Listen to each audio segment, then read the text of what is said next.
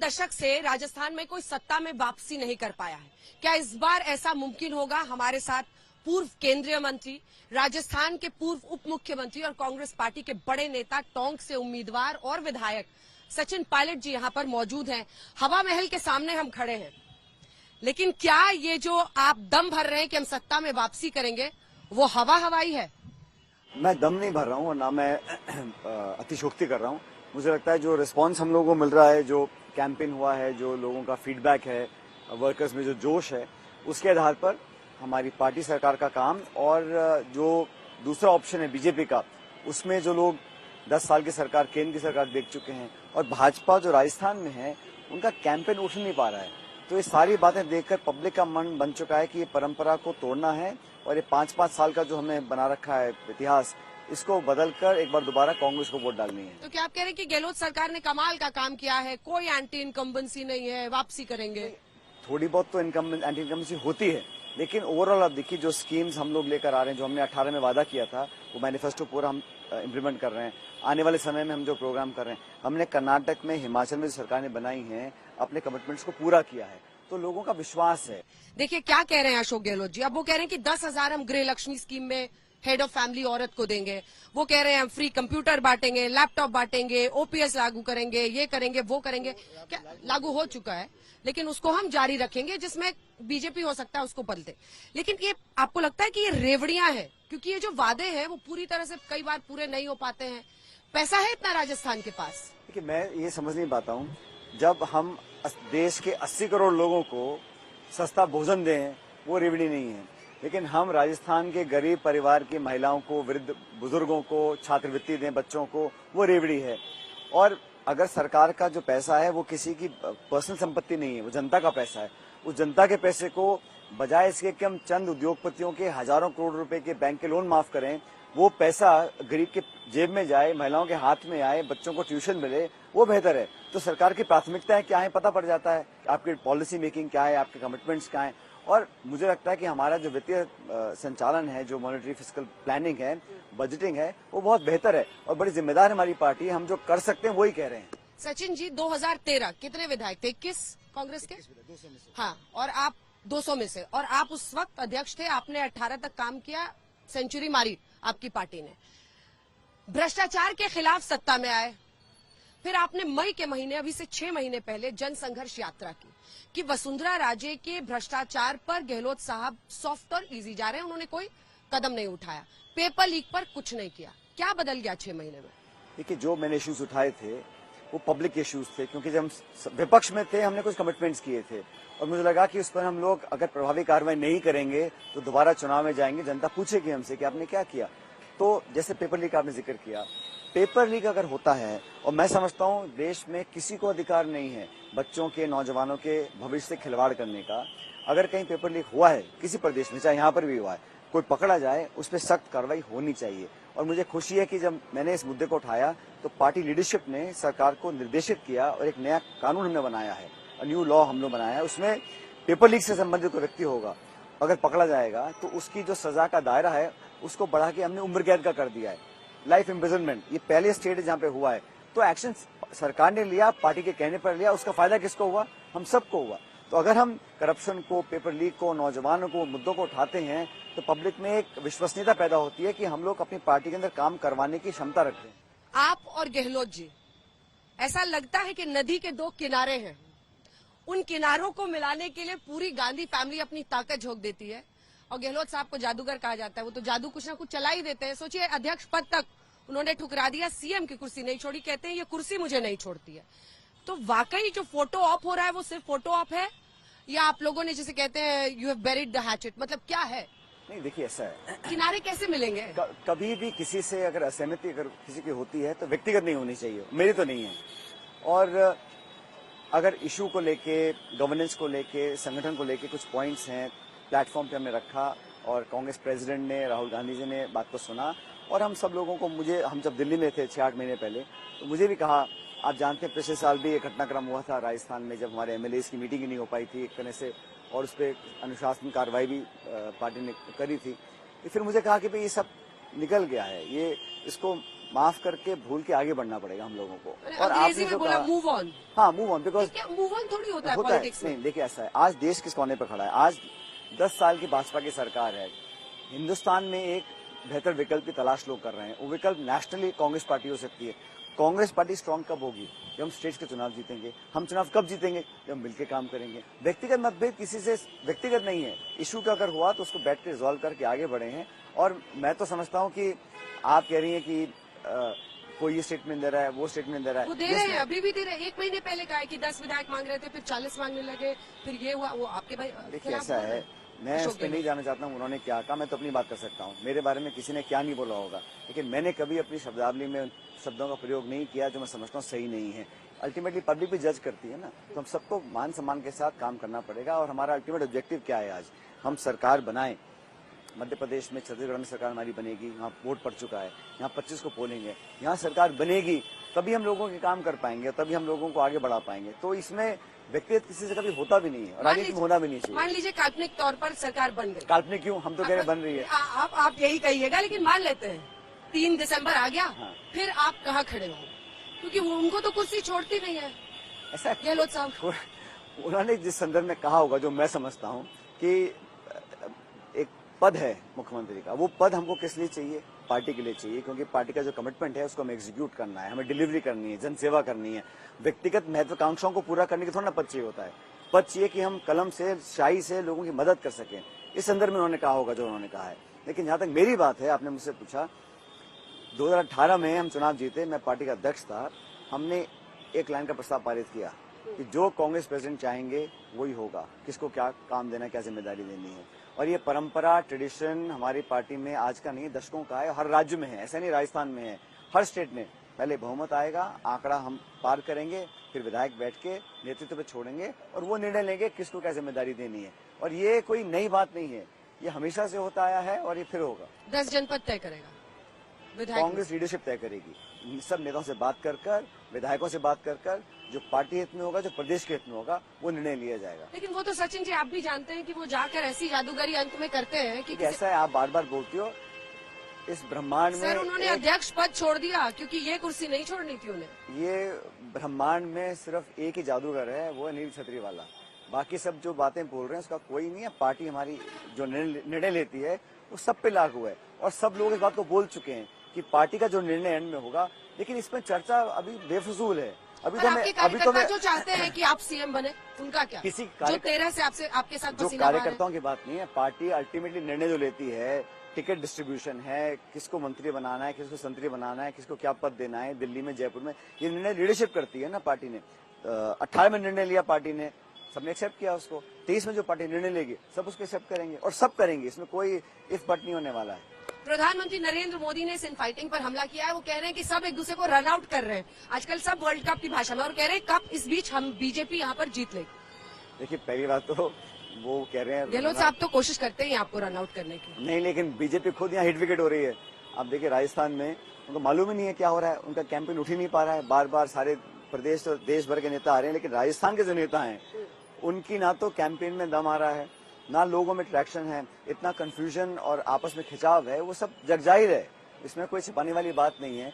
इसलिए मुझे ये ऐसा एहसास होता है कि आप 4.25 साल तो आप घर बैठे रहें और आखिरी के 2 महीने आप रथ में बैठ जाएं और कहें परिवर्तन यात्रा करेंगे, जन आक्रोश यात्रा करेंगे। उस यात्रा में ना तो जन है ना आक्रोश है, ऐसी निकल गई यात्राएं वो सारी। तो पब्लिक में कोई बहुत ज्यादा इफेक्ट नहीं आ रहा है इस कैंपेन का। लेकिन पीएम मोदी का इधर चेहरा, इधर गहलोत साहब का है। क्या ये कांग्रेस पार्टी की ठीक स्ट्रैटेजी है? नहीं, कोई चेहरा नहीं है। देखिए हमारी पार्टी तो एक लड़ती है, एक पूरा यूनाइटेड फेस के तौर पर। ठीक है, कोई किस पद पे कब बैठा अलग बात है, लेकिन संगठन, कार्यकर्ता, पार्टी की आइडियोलॉजी, पार्टी का मैनिफेस्टो, वो हमारे लिए है। बीजेपी का अंदरूनी मामला क्या है मैं नहीं जानता हूँ, किसका फेस है, कौन यहाँ क्या पद संभालेगा। लेकिन कांग्रेस पार्टी में पूरी पार्टी सब कैंपेन कर रहे हैं और पूरी शिद्दत से कर रहे हैं, पूरी मेहनत से कर रहे हैं, हर नेता छोटा बड़ा, और एक कलेक्टिव एफर्ट से चुनाव जीता। कोई एक व्यक्ति ना तो चुनाव जिता सकता है ना हरा सकता है। इतनी बड़ी पार्टी, इतना बड़ा स्टेट है हमारा। लेकिन वसुंधरा जी को उन्होंने पीछे कर दिया है, सीएम फेस नहीं प्रोजेक्ट किया है। इससे एक जो एंटी इनकम्बेंसी बहुत ज्यादा उनके खिलाफ थी 18 में, उसको उन्होंने कॉम्बैट किया। आपको लगता है बहुत सारे सांसदों को उतारा है, यही दिया सिंह, राज्यवर्धन सिंह राठौर सब इसी जयपुर आसपास से लड़ रहे हैं। हाँ, तो क्या वो उससे जितने फायदा नहीं सांसद लड़ रहे हैं वो आधे मन से लड़ रहे हैं। किसी का मन थोड़ी ना था, वहां उनका अनाउंस कर दिया, आप जाके लड़िएगा। यार बीजेपी का जो इंटरनल मैकेनिज्म मैं नहीं जानता हूँ, लेकिन वहाँ उनका काम करने का तरीका अलग है। हमारे यहाँ थोड़ा संवाद होता है, चर्चा होती है, निर्णय के लिए सबसे कंसल्टेशन किया जाता है, उसके बाद हम लोग अपना डिसाइड करते हैं क्या करना है। लेकिन मुझे लगता नहीं कि बीजेपी के अंदर जो जिस प्रकार का आज माहौल है वो पब्लिक भी देख रही है ना। पब्लिक भी देख रही है कि किस पार्टी में किस प्रकार का कैंपेन हो रहा है, किस नेता को कहाँ पे क्या यूज किया जा रहा है और क्या प्रोजेक्शन है। Everybody is looking for the future. 5 साल का आपका रोड मैप क्या है, आपका 5 साल के लिए राजस्थान के लिए विजन क्या है। आप खाद, बीज, बिजली, रोजगार, नौकरी, निवेश, चिकित्सा, शिक्षा, इस पे जो चर्चा करें ना, इस पे कांग्रेस पार्टी का बहुत बेहतर प्लानिंग है, बहुत बेहतर परसेप्शन है जनता की। लॉ एंड ऑर्डर पर चर्चा करें, 2021 राजस्थान रेप केसेस में सबसे ज्यादा है पूरे देश में। क्या ये बड़ा इशू नहीं है? दिव्या मदेरणा आपकी विधायक बोलती हैं तो उन पर हमलावर हो जाते हैं कांग्रेस के ही विधायक। देखिए, किसी महिला के साथ उत्पीड़न होता है या जुल्म होता है, एक भी नहीं होना चाहिए, मैं कहता हूँ देश में कहीं पर भी। लेकिन जहां पर भी होता है, हमारे यहाँ राजस्थान में FIRs और आंकड़े बड़े हमने कंपलसरी करा है FIR। तो अगर आप रजिस्टर कराएंगे थाने में तो रिपोर्ट होगा। आप केस रजिस्टर ना करें, केसों को दबा दें आंकड़े अच्छे करने के लिए, वो भी ठीक नहीं है। सरकार का असेसमेंट होता है कि अगर कहीं इंसिडेंट होता है तो कितनी जल्दी, कितना प्रभावी तरीके से मुलजिमों को पकड़ के सजा दिलाई गई है। वो शासन का, प्रशासन का, पुलिस का काम होता है। उसमें हम लोग कहीं पीछे नहीं है। बाकी आंकड़े तो आप यूपी के देखिए, मध्य प्रदेश के देखिए, सामाजिक जो इश्यूज हैं उसमें तो हम सबको मिलकर काम करना है। लेकिन महिला उत्पीड़न हो या लॉ एंड ऑर्डर हो, उसमें हम लोगों को अगेन मैं समझता हूँ 0 टॉलरेंस होनी चाहिए। गहलोत साहब को और सेंसिटिव होना चाहिए। वो कहते हैं 50% केसेस फर्जी होते हैं। आपके शांति धारीवाल साहब कहते हैं कि मर्दों का प्रदेश है। देखिए, मैं जो स्टेटमेंट धारीवाल जी ने दिया, मैं उस स्टेटमेंट से सहमत नहीं हूँ। ऐसा उनको शायद नहीं बोलना चाहिए था, वो भी सदन के अंदर।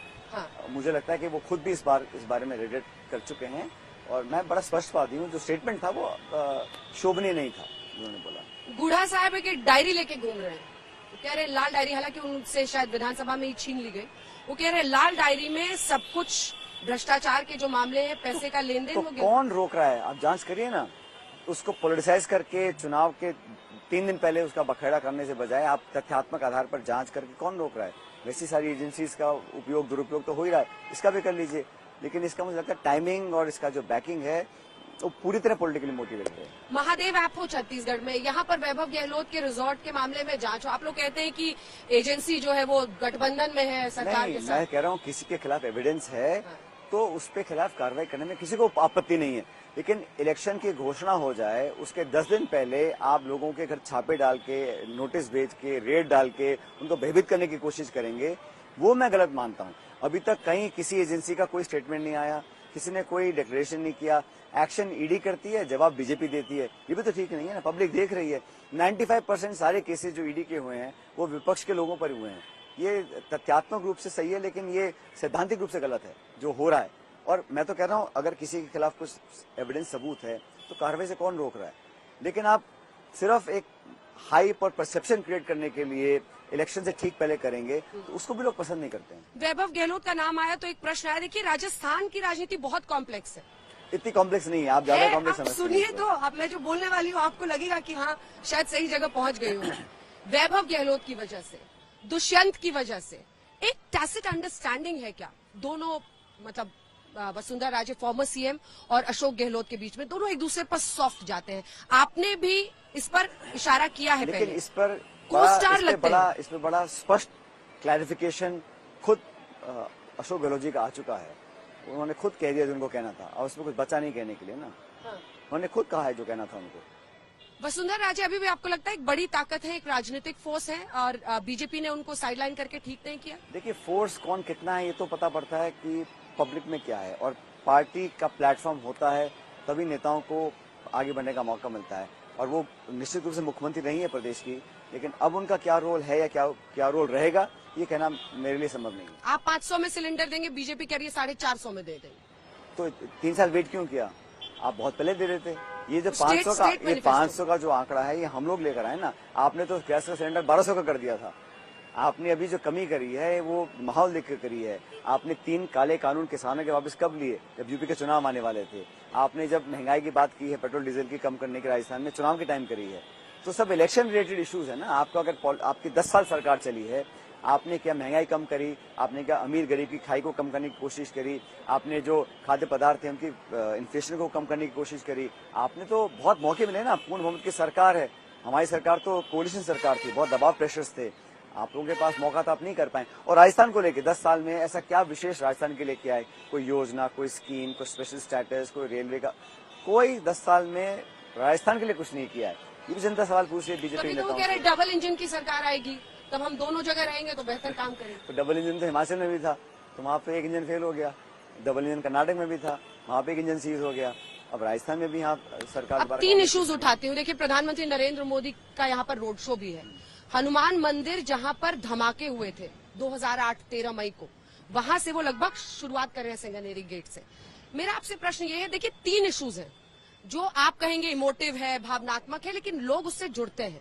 पहला, कन्हैयालाल, उदयपुर कन्हैयालाल टेलर, जहां जिनकी बीहेडिंग कर दी गई, जिनकी हत्या कर दी गई। अभी तक आरोपियों को इसलिए सजा नहीं हो पा रही है, उनके बेटे ने बाल बढ़ा रखा है, चप्पल नहीं पहना है, अर्थियां नहीं विसर्जित की है, क्योंकि फास्ट ट्रैक कोर्ट की इजाजत नहीं दे रहे हैं अशोक गहलोत। ये बिल्कुल बीजेपी गलत का है, आरोप है। बिल्कुल गलत है। जिस व्यक्ति ने ये इतना घिनौना अपराध किया, उसको चंद घंटों में पकड़ा। उस व्यक्ति जिसको पकड़ा गया है, उसकी पृष्ठभूमि क्या है, किस पार्टी से वो जुड़ा हुआ है, इसकी जांच आप कर लीजिए। उसके तहत बीजेपी से जुड़े हुए हैं। एनआईए ने उसी दिन जांच को टेक ओवर कर लिया था, केंद्र सरकार के अधीन है। हम लोगों ने इसकी भर्त्सना करी, मैं खुद गया उस परिवार से मिलकर आया हूँ। 2 लड़के हैं उसके, नौजवान बच्चे। बहुत दुखद घटना थी और दरिंदगी से काम हुआ था। उसको कौन टॉलरेट कर सकता है इस प्रकार के नरसंहार को? तो आप बोलिए ना गहलोत साहब को फटाफट फास्ट ट्रैक कोर्ट। एनआईए ने केस ले रखा है। हमने तो आप देखिए, चार्जशीट 4 दायर कर दी। घंटे में उसको पकड़ा है। 4 घंटे में पुलिस के हवाले कर दिया है। एनआईए ने पूरा केस टेक ओवर कर रखा है। कौन रोकेगा उसको? उसको तो सख्त से सजा मिलनी चाहिए, इमीडिएटली मिलनी चाहिए। लेकिन ये चुनाव से पहले बोलना कि ये परमिशन नहीं दे रहे हैं, कोर्ट में ऐसा हो रहा है, बिल्कुल गलत है। पुलिस ने पकड़ा ना उसको, या दिल्ली व केंद्र सरकार ने आके पकड़ा था? यहाँ पे हमने पकड़ा 4 घंटे में उसको। तो इस बात को बोलना कि इसमें सॉफ्ट है, हार्ड है, ये तो बिल्कुल एक तरह से आप पॉलिटिकली जो कलर दे के बात करने की कोशिश जो कर रहे हैं, गलत कर रहे हैं। 2008 बॉम्ब धमाके यहाँ से मतलब मुझे लगता है आधे किलोमीटर की दूरी पर हुआ था। सारे आरोपी हाईकोर्ट से बरी हो गए। अब बीजेपी कह रही है कि उन्होंने ठीक से फॉलो अप ही नहीं किया और ये तुष्टीकरण की राजनीति का हिस्सा है। उसका अपील कर रही है। देखिए, जो जुडिशियल प्रोसेस है उसमें सरकार सिर्फ पैरवी कर सकती है ना। हाई कोर्ट्स के निर्णय, किसको बेल देना, किसको छोड़ना, किसको कन्विक्ट करना, किस पे क्या, वो तो काम जुडिशरी का है। सरकार, प्रशासन, पुलिस उनको पकड़ सकती है, चार्जशीट कर सकती है और कोर्ट पेश कर सकती है। न्यायपालिका को रोड के काम करवाना वो कोई सरकार नहीं कर सकती है। लेकिन अगर कहीं हमें लगता है कि अगर निर्णय गलत है, उसको चैलेंज हम लोग करते हैं, चाहे कोई सरकार हो, करना भी चाहिए। आतंकवाद के खिलाफ, देश के हितों के खिलाफ और नफरत फैलाने वालों के खिलाफ मैं समझता हूँ कोई राजनीति होनी नहीं चाहिए। पूरे देश को एकमत होना चाहिए, इकट्ठा होकर स्टैंड लेना चाहिए। कह रहे हैं हिंदू कोई भी पर्व यहाँ शांति से नहीं मना पाते हैं, पत्थरबाजी होती है। खुद पीएम कह रहे हैं अपनी राय। गलत बोल रहे हैं। हम खूब जोधपुर मनाते हैं। हर जगह कर्फ्यू लग रहा है, रैलियां। राजस्थान में जितने पर्व बनते हैं तो कहीं नहीं बनते होंगे। और अमन चैन से मनाते हैं, प्यार मोहब्बत से बनाते हैं। हर मजहब का, हर धर्म का, हर समय यहाँ इतना ये एक धार्मिक प्रदेश है, लोगों की आस्था जुड़ी हुई है। हर धर्म, चाहे वो सिख है, हिंदू है, मुसलमान है, अपने धर्म से लोग प्रेम करते हैं। उनके अंदर जोधपुर में हुआ ना सर, जोधपुर में जहाँ पर रातों अगर रात अगर पोस्टर्स बदल अगर दिए कोई गए, वहाँ पत्थरबाजी अगर हुई। कोई वहाँ जानबूझ के कोई समस्या क्रिएट करना चाहे, उस पर तो हम कुछ लगाएंगे ना हम लोग। लेकिन आमजन जो है, राजस्थान के 8 करोड़ लोग हैं, बड़े शांति प्रिय हैं, बड़े धार्मिक प्रवृत्ति के लोग हैं, परमात्मा में विश्वास करते हैं, पाठ पूजा करते हैं और अमन चैन से रहते हैं। लेकिन बेवजह उनको अगर आप पॉलिटिसाइज करके उन लोगों का शांति को भंग करने का काम करेंगे तो ये बहुत बड़ा पाप है। हिंदुत्व का एजेंडा चलेगा। बीजेपी हिंदुत्व के एजेंडे पर आगे बढ़ रही है। एजेंडा चलेगा डेवलपमेंट का, नौजवान का, किसान का, प्रगति का, विकास का। ये एजेंडा होता है और यही होना भी चाहिए। प्रधानमंत्री नरेंद्र मोदी खुद ये मुद्दे उठा रहे हैं। उनकी लोकप्रियता को क्या आप नकारते हैं सचिन जी? सभी की सभी लोकसभा सीट राजस्थान की, जबकि आप विधानसभा में 18 में जीते और 19 में सारी लोकसभा सीटें उधर चली जाए। क्या ये मोदी की लोकप्रियता नहीं बताता है? भाई, मैं किसी की लोकप्रियता को कम या ज्यादा आंकने वाला कौन हूँ? पब्लिक डिसाइड करेगी सब कुछ। लेकिन एक आइडियोलॉजी है, एक पॉलिटिकल वर्कर के नाते मुझे अपना काम करना है। आप भी जानती हैं 19 में जब चुनाव हुआ था तो एक विशेष परिस्थिति देश में पैदा हुई थी। उस समय अलग माहौल बन गया था। कौन सी? आप जानते हैं मैं क्या कहना चाह रहा हूँ। हम उस टाइम एक आतंकवादी हमला हुआ, फिर एक्शन हुआ और उस टाइम एक अलग भावना देश में थी। उस वक्त जो स्थिति थी वो आज नहीं है। आज लोग कह रहे हैं कि आपको बीजेपी को यहाँ पहले सरकार बना के देख रखा है हमने। 163 विधायक थे वंदना जी बीजेपी के, 200 में से 163। और हम 21 पे थे, तो हम लोग वही बीजेपी थी, वही नेता थे, वही हम लोग थे। जनता ने हमको वोट दिया ना, हम सरकार बनाए हम लोगों ने। और मुझे लगता है कि यहाँ दोबारा हम लोग मिलकर लड़ रहे हैं और एक अच्छा मैसेज जा रहा है और यहाँ सरकार बनाने के बिल्कुल मुझे लगता है मैं आश्वस्त हूँ। बाकी स्टेट्स में जीतेंगे, यहाँ पर भी जीतेंगे। मैं अगले सीएम से बात कर रही हूँ ना अभी तो। आप किससे बात कर रही हैं? एक व्यक्ति से बात कर रही हैं जो अपनी पूरी मेहनत से इस काम में लगा हुआ है, लेकिन किसको क्या पद पोस्ट मिलेगा ये तो भविष्य के गर्भ में लगा हुआ है, किसी को मालूम नहीं है। 3 तारीख को जब पेटियां खुलेंगी तब पता पड़ेगा किसको क्या काम करना है। ज्योतिरादित्य सिंधिया, आरपीएन सिंह आपके बड़े अच्छे दोस्त थे, दोनों बीजेपी में चले गए क्योंकि पार्टी के अंदर जिस तरह से उनको ट्रीट किया जा रहा था उससे वो नाराज थे। एक लंबी फहरिस्त है हाँ। जो लोग भाजपा छोड़ के कांग्रेस में आ रहे हैं या और पार्टियों में जा रहे हैं। जितिन प्रसाद भी दोस्त। तो राजनीति में किसको किस लाइन में रहना है वो व्यक्तिगत निर्णय है। आप किस विचारधारा, किस संगठन, किस पार्टी में काम करना है उनकी छूट है। दरवाजा वो खुला है आपका। वो जहाँ पे रहे वो काम करें। दरवाजा खुला है आपका। मेरा दरवाजा एक दरवाजा है, पब्लिक का दरवाजा, कमिटमेंट का दरवाजा, आइडियोलॉजी का दरवाजा, और मैं उस पर फूल अड़ू हूँ। कोई कितना भी अफवाह कर ले, कोई कितना भी फैलाने की कोशिश करे, मुझे अपना काम करना है। और मुझे लगता है कि सबसे बेहतर जज पब्लिक होती है। अगर हम लोग कमिटमेंट वाले लोग नहीं होते तो पब्लिक किसी को आज मान रही है क्या? इतने लोग कार्यकर्ता जुड़ते हैं, पब्लिक हमारी बातों को सुनती है, विश्वास करती है, क्योंकि मुझे लगता है कि ये विश्वसनीय लोग हैं। अगर सब लोग दोगले हो जाएं और अपनी बात बार बार बदलें तो कौन विश्वास करेगा? आप अगर आज कुछ बोलें, शाम को कुछ बोलें, परसों कुछ बोलें तो आपको लोग आपका प्रोग्राम देखना बंद कर देंगे। विश्वसनीयता कायम होती है अपनी कथनी करनी में फर्क ना करके। सचिन जी, कितनी रैलियां, कितने रोड शोज दिन भर में? मुझे याद नहीं, लेकिन हम लोग और साफा बदल बदल के आप फेमस है एकदम, हर जगह जाते हैं लोगों के बीच ये में। साफा राजस्थान के अस्मिता का, मान सम्मान का। राजस्थान बहुत प्रदेश है, मैं लगभग हर प्रदेश में कैंपेन कर चुका हूँ, लेकिन राजस्थान का जो कैंपेन होता है, यहाँ के जो लोग हैं वो एक आदर, मान सम्मान, अस्मिता का प्रतीक, एक प्राण प्रतिष्ठा होती है हमारे यहाँ साफा। और साफा एक बहुत भाव से लोग देते हैं, तो उसको सर पे रखकर, माथे पे रखकर काम करना में हमको भी प्रफुल्लित महसूस होते हैं, लोगों को अच्छा लगता है। बाकी कैंपेन हम लोग ताबड़तोड़ कर रहे हैं, सुबह से शाम तक कर रहे हैं, अपने क्षेत्र में कर रहा हूँ, पूरे प्रदेश में कर रहा हूँ, और सिर्फ मैं ही नहीं कर रहा हूँ, पूरी कांग्रेस पार्टी लगी हुई है और इसके अच्छे परिणाम आने वाले हैं। राहुल गांधी, आपको लगता है कि वोट पुलर हो सकते हैं राजस्थान जैसी जगह में? राहुल गांधी ने कैंपेन किया कर्नाटक में, वहाँ प्रचंड बहुमत हमको मिला। उन्होंने 4000 किलोमीटर पैदल यात्रा करी। सिद्धारमैया और डीके की वजह से मिला या राहुल गांधी की वजह से मिला? आप उनसे पूछो दोनों से, राहुल गांधी कितना चले। बोलेंगे ही क्यों बोलेंगे? वो राहुल गांधी चले कर्नाटक में 18 दिन, लोगों को जोड़ा।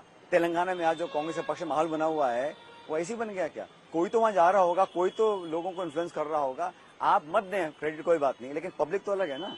आप लोग तो आंकने में, किसी को घटाने बढ़ाने में लगे रहते हैं, लेकिन पब्लिक, अल्टीमेट जज तो पब्लिक है। जिसका बटन दबेगा वही जीतेगा। आज हम कर्नाटक जीते, हिमाचल जीते, तेलंगाना जीतने जा रहे हैं, छत्तीसगढ़ जीतने जा रहे हैं, मध्य प्रदेश जीतने जा रहे हैं। ये ऐसे ही हो रहा है। कोई लीडरशिप तो है हमारी जो हमको लीड कर रही है, डायरेक्ट कर रही है, पब्लिक में हमारी बात को रख रही है और पब्लिक पसंद कर रही है।